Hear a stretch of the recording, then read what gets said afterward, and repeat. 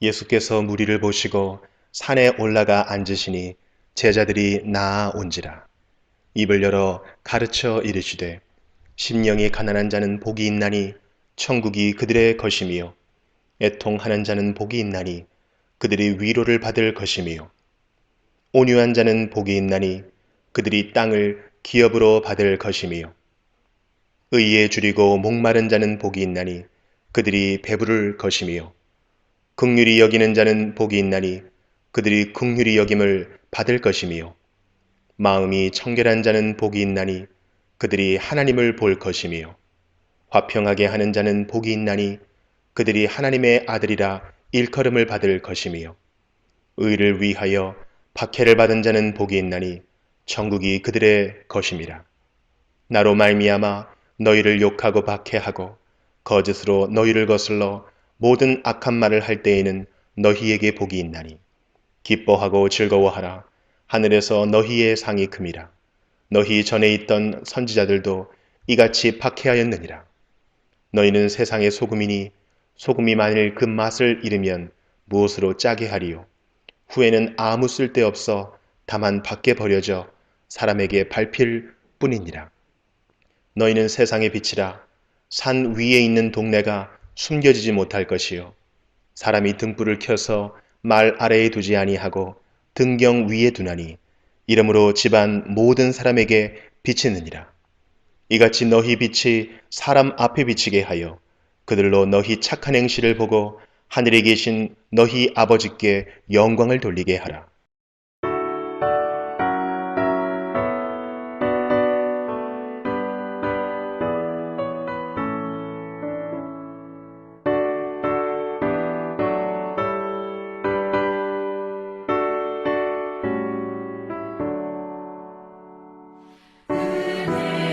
우주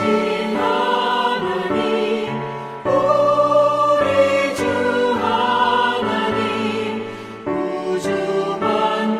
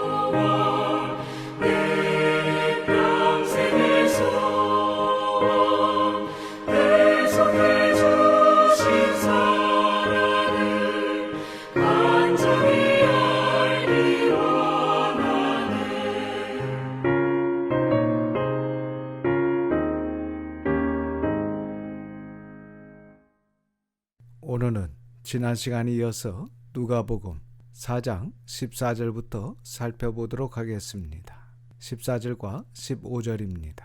같이 읽겠습니다. 예수께서 성령의 능력으로 갈릴리에 돌아가시니 그 소문이 사방에 퍼졌고 친히 그 여러 회당에서 가르치심에 뭇 사람에게 칭송을 받으시더라.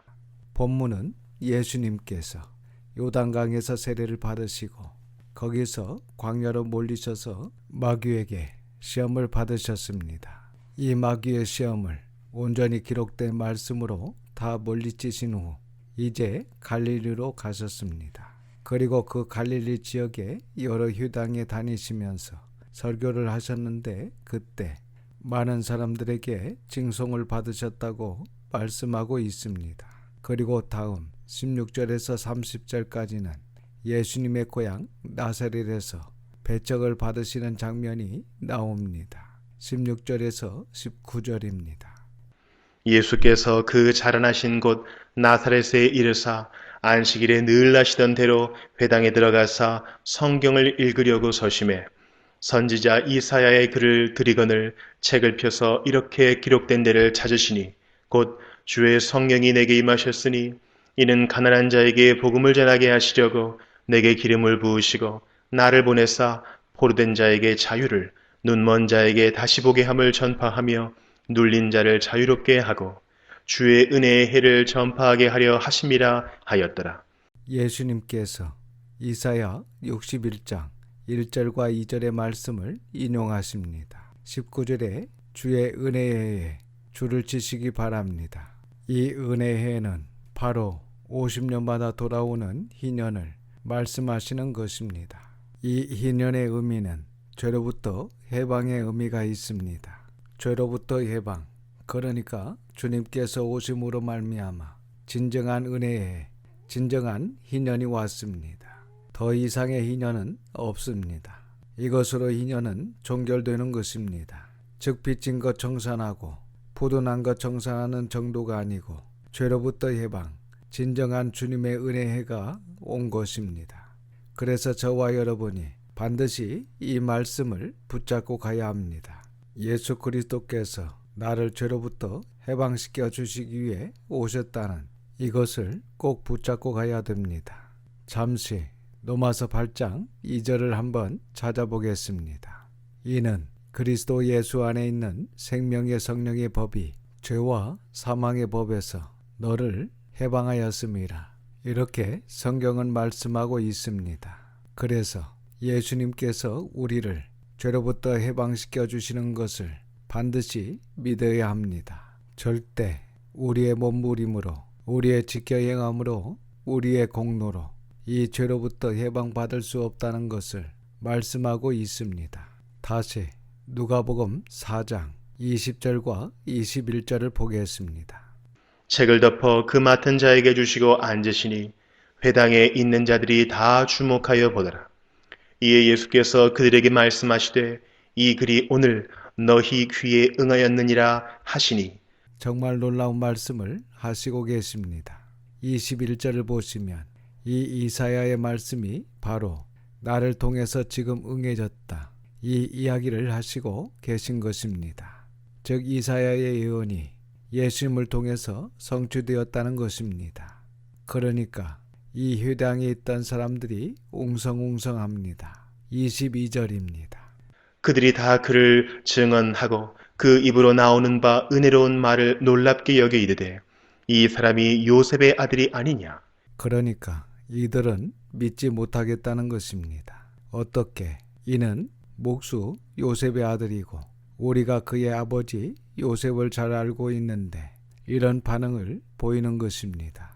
23절입니다. 예수께서 그들에게 이르시되 너희가 반드시 의사야 너 자신을 고치라 하는 속담을 인용하여 내게 말하기를 우리가 들은 바 가버나움에서 행한 일을 네 고향 여기서도 행하라 하리라.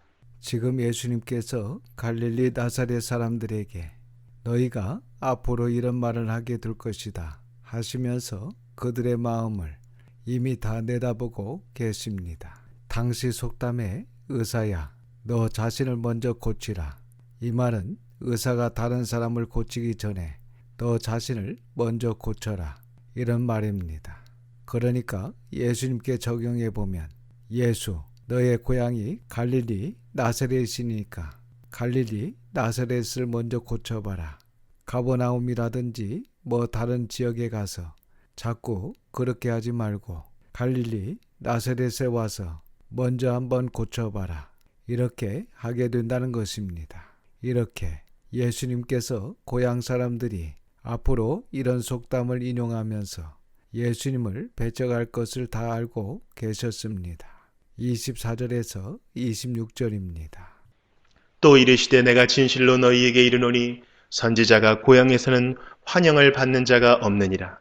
내가 참으로 너희에게 이르노니 엘리야 시대에 하늘이 3년 6개월간 닫히어 온 땅에 큰 흉년이 들었을 때에 이스라엘에 많은 과부가 있었으되 엘리야가 그중 한 사람에게도 보내심을 받지 않고 오직 시돈 땅에 있는 사렙다의 한 과부에게 뿐이었으며. 그러니까 이스라엘 사람들은 은혜 받지 못하고 오히려 이세벨의 친정나라 두로와 지돈 땅에 있는 사렙다, 이 사렙다는 구약에 나오는 사르밧의 헬라식 표현입니다. 그래서 우리가 열왕기 상서에서 살펴봤는데 엘리야 시대에 3년 6개월 동안 비가 오지 않아 큰 흉년으로 더 이상 살아갈 희망이 없어 이 사르밧 과부가 밀가루 한 움큼과 올리브 기름 조금 남아있는 것으로 음식을 만들어 아들과 먹고 이제 죽어야겠다. 그런 상황 가운데 있었습니다.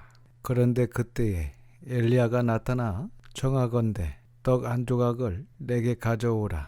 이러한 무리한 부탁을 하지 않습니까? 그런데도 이 사렙다 과부가 듣고 순종했다는 것입니다.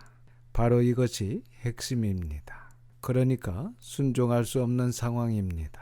왜냐하면 지금 이 과부는 마지막 남은 이 밀가루 한 움큼과 기름으로 음식을 만들어 아들과 먹고 이제 죽으려고 하는데 그런 무리한 부탁을 하느냐? 그렇게 반응할 수 있습니다. 사실 일반 사람들은 그렇게 반응을 할 것입니다. 그런데 이 사렙다 과부는 순종할 수 없고 들을 수 없는 상황이지만 이 여인은 그 말을 듣고 순종했다는 것입니다. 그러자 비가 올 때까지 그 밀가루와 올리브 기름이 떨어지지 않는 그러한 놀라운 일이 일어난 것을 살펴봤습니다. 계속해서 27절을 보겠습니다. 또 선지자 엘리사 때에 이스라엘에 많은 나병 환자가 있었으되 그 중에 한 사람도 깨끗함을 얻지 못하고 오직 수리아 사람 나아만 뿐이었느니라. 하반절을 보시면 오직 이방 수리아 사람 나아만 뿐이었느니라. 이 이야기 역시 우리가 열왕기 하스에서 살펴봤는데 당시 아람과 북이스라엘 사이에 긴장감이 고조되어 있었고 특별히 북이스라엘이 아람에 눌려있는 그러한 정세였습니다. 그때에 아람에서 북이스라엘까지 나병 환자인 아람의 군대 장관 나아만이 병을 고치기 위해 왔습니다. 그런데 엘리사가 내다보지 않고 그냥 그의 수하에 있는 게하시를 통하여 요단강에 가서 몸을 7번 씻으라 이렇게 이야기를 했습니다. 그런데 놀라운 것은 이 나아만이 결국은 듣고 순종을 했다는 것입니다. 물론 중간에 야 내가 이 더러운 요단강에 씻어야 되겠나? 한 번도 아니고 그것도 7번이나 우리 아람에 가면 더 깨끗한 물이 있다 하면서 불쾌했지만 그래도 옆에 있는 종들이 내 아버지여 선지자가 이보다 더 큰 일을 시키시더라도 병이 낫는다면 행하지 않겠습니까? 라는 그 보잘것없는 종의 말을 듣고 순종했습니다. 이렇게 나만 장군이 한 번, 2번, 7번까지 온전한 순종을 하니까 그 살이 어린아이의 살로 회복되는 놀라운 장면을 살펴봤습니다. 그래서 7년 감염 중이었고 그리고 요단 강물이 얼마나 더러웠는지 오히려 병을 옮길 것 같은 그런 물이었지만 듣고 순종하니까 놀라운 역사가 일어났다. 그 이야기를 현재 이스라엘 나사렛 회당에서 유대인들에게 예수님께서 말씀하시고 계신 것입니다. 그러니까 지금 예수님께서 유대인들에게 이스라엘 사람들은 은혜 받지 못하고 오직 이방 여인 사렙다 가부 그리고 이방 사람 수랴 나아만이 은혜 받은 이야기를 하고 계신 것입니다. 그러니까 이 유대인들이 지금 기분이 어떻겠습니까? 28절입니다.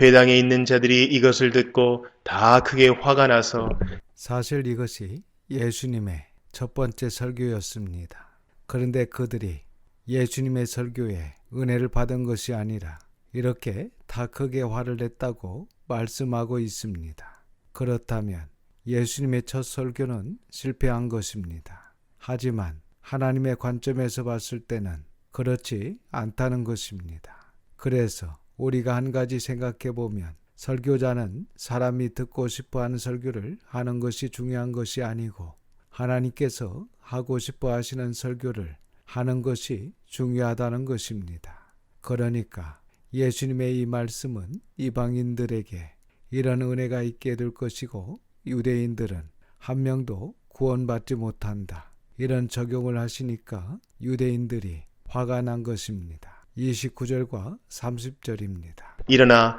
동네 밖으로 쫓아내어 그 동네가 건설된 산 낭떠러지까지 끌고 가서 밀쳐 떨어뜨리고자 하되 예수께서 그들 가운데로 지나서 가시니라. 이렇게 유대인들이 예수님을 죽이려고 산 낭떠러지까지 끌고 가서 밀쳐 떨어뜨리고자 했습니다.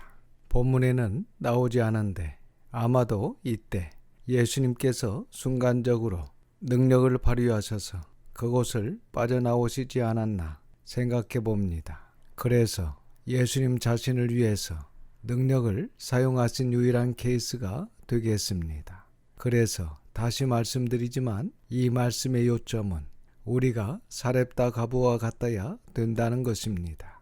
그리고 이방인, 나병 환자 나아만과 같아야 한다는 것입니다. 이렇게 해야 우리에게 복음이 전해지게 되고 또 은혜의 해, 희년의 해가 우리에게 전파되게 된다는 것입니다. 다시 한번 열왕기 상서와 열왕기 하서를 읽어보시고 이 사르밧 과부와 나만 장군이 어떠했는지 그리고 저와 여러분이 오늘날 그렇게 살아가면 바로 이 복음이 우리에게 전해지게 되는 것이고 은혜의 해가 우리에게 전파되는 것입니다. 이제 31절부터 37절까지는 더러운 귀신 들린 사람을 고쳐주신 이야기가 나옵니다. 31절입니다. 갈릴리의 가버나움 동네에 내려오사 안식일에 가르치시매 이 가버나움이 선교의 중심지, 선교 본부가 됩니다. 앞에서 보신 것처럼 예수님께서 고향 갈릴리 나사렛에 가셔서 설교 한 편을 하시고 죽을 뻔하셨다가 이제 갈릴리 가버나움으로 내려오셔서 그곳에서 한 2년 반 내지 3년 동안 사역하시는 동안 그곳에 본부를 두고 사역을 하시게 됩니다. 32절입니다. 그들이 그 가르치심에 놀라니 이는 그 말씀이 권위가 있음이러라. 당시 서기관들은 해석에 해석을 더하는 즉 설명을 너무 장황하게 했습니다. 그런데 예수님의 설교는 말씀 자체가 진리인 것입니다. 그래서 매우 명확하고 간단하게 설교를 하시니까 그 말씀이 권위가 있는 것입니다. 33절과 34절입니다. 회당에 더러운 귀신 들린 사람이 있어 크게 소리질러 이르되 아 나사렛 예수여 우리가 당신과 무슨 상관이 있나이까 우리를 멸하러 왔나이까 나는 당신이 누구인 줄 아노니 하나님의 거룩한 자니이다. 보십시오. 아는 것이 다가 아닙니다. 지금 예수님의 제자들도 모르는데 이 귀신들이 알고 있는 겁니다. 그래서 안다는 것과 믿는다는 것이 다르다는 것을 알아야 합니다. 35절에서 37절입니다. 예수께서 꾸짖어 이르시되 잠잠하고 그 사람에게서 나오라 하시니 귀신이 그 사람을 무리 중에 넘어뜨리고 나오되 그 사람은 상하지 아니한지라. 다 놀라 서로 말하여 이르되 이 어떠한 말씀인고 권위와 능력으로 더러운 귀신을 명함에 나가는도다 하더라. 이에 예수의 소문이 그 근처 사방에 퍼지니라. 이렇게 지금까지 히브리 역사 가운데 단 한 번도 일어나지 않는 일들이 예수님을 통해서 일어나게 되는 것을 볼 수 있습니다. 계속해서 38절에서 41절입니다. 예수께서 일어나 회당에서 나가사 시몬의 집에 들어가시니 시몬의 장모가 중한 열병을 앓고 있는지라 사람들이 그를 위하여 예수께 구하니 예수께서 가까이 서서 열병을 꾸짖으신데 병이 떠나고 여자가 곧 일어나 그들에게 수종되니라. 해질 무렵에 사람들이 온갖 병자들을 데리고 나아오매 예수께서 일일이 그 위에 손을 얹으사 고치시니 여러 사람에게서 귀신들이 나가며 소리질러 이르되 당신은 하나님의 아들이니이다.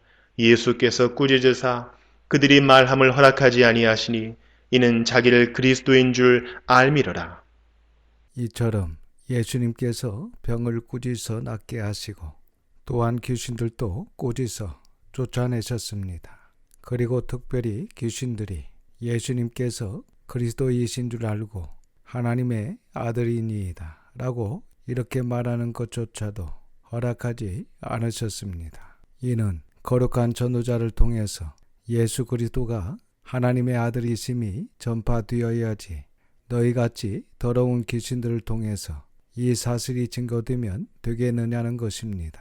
그래서 그들의 입을 단속하시는 것을 볼 수 있습니다. 그리고 이러한 병자가 나음을 입고 귀신이 쫓겨나는 것을 원초적 복음이라고 합니다. 우리가 말씀을 통해서 이 원초적 복음이 점차 고차원적인 복음으로 방향을 잡아가는 것을 볼 수 있는데 이것은 지금 교회가 세워지는 초기이기 때문에 이러한 역사들이 예수님을 통해서 아주 강하게 나타나고 있는 것으로 보시면 됩니다. 42절부터 44절입니다.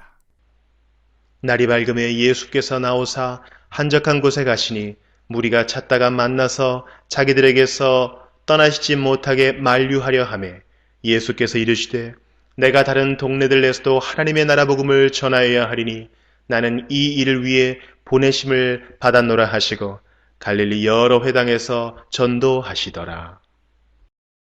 43절에 줄을 치시기 바랍니다. 내가 다른 동네들에서도 하나님의 나라의 복음을 전하여야 하리니 나는 이 일을 위해 보내심을 받았노라. 여러분, 이것이 예수님의 사명이었던 것입니다. 그리고 이 전도와 선교가 바로 저와 여러분의 사명인 것입니다. 즉 저와 여러분이 이 땅에 온 목적도 바로 전도하기 위해서, 선교하기 위해서라는 것을 반드시 알아야 합니다. 이어서 5장을 조금 더 보겠습니다. 5장 1절에서 11절에는 베드로와 안드레, 야고보, 요한을 부르시는 장면이 나옵니다. 1절입니다. 무리가 몰려와서 하나님의 말씀을 들을새 예수는 게네사렛 호숫가에 서서 예수님께서는 지금 무리들에게 하나님의 말씀을 가르치셨고 무리들은 그 하나님의 말씀을 들었다라고 말씀하고 있습니다. 그래서 오늘날도 이 예배를 통해서 또 교회를 통해서 하나님의 말씀이 가감되지 않고 온전히 전파되어야지 절대 사람의 이야기가 전파되어서는 안 됩니다. 2절에서 5절입니다.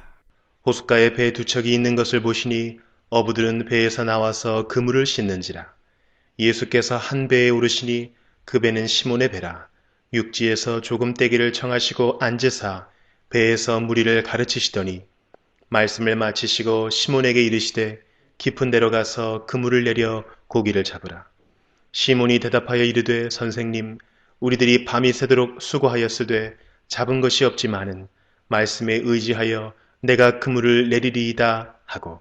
지금 예수님께서는 밤이 새도록 그물을 내려 고기를 잡으려 했지만 한 마리도 잡지 못한 베드로의 배를 빌려 무리들에게 말씀을 가르치신 후 배 주인인 베드로에게 이제 깊은 데로 가서 다시 그물을 내려 고기를 잡으라고 하십니다. 사실 이때 베드로와 함께한 어부들이 밤새도록 잠도 자지 못하고 고기를 잡기 위해 그물을 내렸다 올렸다 해서 힘든 상황이었습니다. 그리고 또 이 시간에는 물고기들이 그물이 내려오는 것을 보고 도망가 버리기 때문에 전문가인 이들의 상식과 경험으로는 물고기가 밤에도 잡히지 않았는데 이 시간에는 더 잡기 힘들다라는 것을 알고 있습니다. 하지만 5절 하반절을 보시면 베드로가 말씀에 의지하여 내가 그물을 내리리이다 이렇게 고백하고 순종했습니다.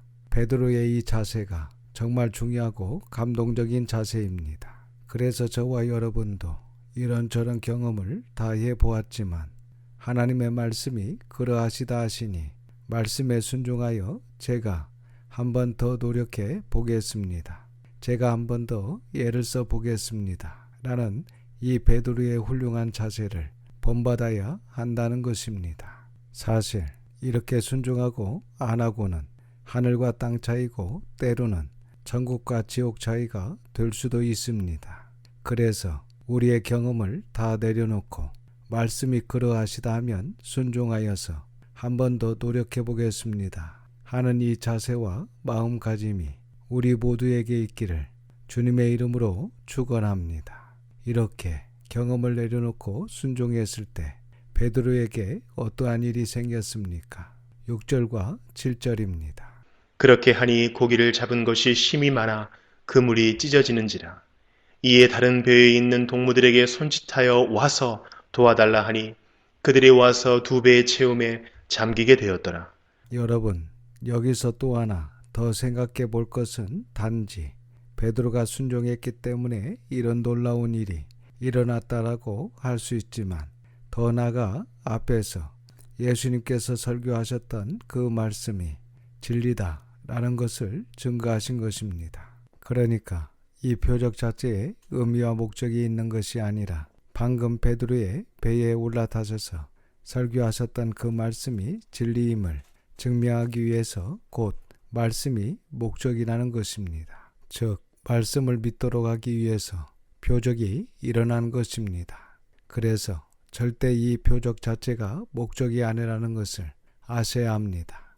계속해서 8절을 보겠습니다. 시몬 베드로가 이를 보고 예수의 무릎 아래에 엎드려 이르되 주여 나를 떠나소서 나는 죄인이로소이다 하니 5절에서는 예수님을 선생님이라고 했던 베드로가 본문에서는 주님이라고 하면서 나를 떠나소서 나는 죄인이로소이다 이렇게 고백하고 있습니다. 그렇습니다. 어떤 존재 앞에서 자기가 죄인이라는 사실을 깨달아졌다는 것이 중요한 것입니다. 왜냐하면 바로 이것이 생명으로 가는 길이기 때문입니다. 그래서 이 베드로의 가장 위대한 부분이 바로 이 부분입니다. 신약 성경에서 자신이 죄인임을 깨달은 최초의 인물입니다. 즉 메시아 앞에 자신이 죄인임을 제일 빨리 인정한 사람입니다. 정말 굉장한 믿음입니다. 저와 여러분도 진리를 인식하고 예수님을 진정으로 만나게 되면 반드시 이런 반응, 이런 고백이 나와야 합니다. 우리가 교회를 다니고 신앙생활을 하더라도 예수님을 제대로 만나지 못하고 진리를 제대로 인식하지 못하면 내가 은근히 괜찮은 사람처럼 다른 사람들보다 좀 의인인 것처럼 다른 사람보다 내가 정직하다라는 착각에 빠지게 된다는 것입니다. 하지만 제대로 진리에 부딪히게 되면 철저하게 내가 죄인임을 깨닫게 된다는 것입니다. 그래서 사도 바울 역시 나는 죄인 중에 괴수다 이렇게 고백하는 것을 볼 수 있지 않습니까? 여러분, 이렇게 내가 죄인이다 하는 것을 진정으로 깨닫는 것이 왜 중요하냐면 바로 이렇게 자신이 죄인임을 깨달아야 예수님이 제대로 보이고 십자가와 그 십자가의 구원이 제대로 이해될 수 있기 때문입니다. 그래서 이것이 생명으로 가는 길이라는 것입니다. 9절에서 11절입니다. 이는 자기 및 자기와 함께 있는 모든 사람이 고기 잡힌 것으로 말미암아 놀라고 세베대의 아들로서 시몬의 동업자인 야고보와 요한도 놀랐습니다. 예수께서 시몬에게 이르시되 무서워하지 말라 이제 후로는 네가 사람을 취하리라 하시니 그들이 배들을 육지에 대고 모든 것을 버려두고 10절을 보시면 동업자라고 번역한 이 코이노이라는 헬라어는 기쁨과 슬픔을 함께하는 관계라는 뜻입니다. 그래서 이 말은 우리가 말하는 그런 동업자라는 의미와는 다릅니다. 아시다시피 이 베드로와 요한은 평생 동역자이지 않습니까? 이렇게 두 사람이 평생 동역할 수 있었던 것은 기쁨과 슬픔을 함께한 관계였기 때문에 가능했다는 것입니다. 그래서 우리 시온성교회도 함께 울고 함께 웃을 수 있는 그런 신앙의 동역자들이 다 될 수 있기를 바랍니다. 10절 하반절을 보시면 이제후로는 내가 사람을 취하리라. 즉 이제후로는 사람을 낚는 어부가 될 것이다. 정말 세상에서 가장 아름답고 가치 있는 일입니다. 사람의 심령에 진리를 새기는 것, 이것이 사람이 할 수 있는 가장 아름답고 위대하고 가치 있는 일입니다. 그래서 우리 교회가 사람들 마음속에 말씀을 심어서 참된 진리가 그 사람의 생각을 바꾸고 행동을 바꾸고 삶을 바꾸어서 악에서 떠난 선한 행실로 선한 행위의 열매가 맺히게 된다면 그것이 가장 가치 있는 일인 것입니다. 그 일을 위해 힘쓰는 저와 우리 성도들, 우리 자녀들이 다 될 수 있기를 주님의 이름으로 축원합니다. 기도하겠습니다. 아버지 하나님, 하나님의 거룩하신 이름을 찬양합니다. 오늘도 귀한 하나님의 말씀을 통하여 깨닫는 마음을 주시고 순종의 마음을 주셔서 감사를 드립니다. 죄로부터 우리를 해방시키기 위해 오신 주님 앞에 우리가 죄인임을 철저하게 깨닫게 하시고 온전히 믿고 말씀에 순종하며 이 땅에서 정말 가장 가치 있는 일에 힘쓸 수 있도록 인도하여 주시옵소서. 하나님의 말씀을 가감하지 않고 사람들의 마음속에 온전한 진리를 새기게 하시고 그리하여 이 진리가 생각을 바꾸고 행동을 바꾸고 삶을 바꾸어서 악에서 떠난 선한 행실로 선한 행위의 열매가 맺힐 수 있도록 저희 교회와 저희들을 붙들어 주시옵소서. 이번 한 주간도 하나님의 선한 손의 도우심을 믿고 감사드리오며 우리 구주 예수님의 이름으로 기도드립니다. 아멘. 지금은 우리 구주 예수 그리스도의 은혜와 아버지 하나님의 극거신 사랑하심과 성령님의 감화감동 역사 충만하심이 오늘 말씀에 아멘하며 말씀에 의지하여 순종하는 모든 성도들과 자녀와 가정 위에 함께 하시기를 우리 구주 예수님의 이름으로 축원하옵나이다. 아멘.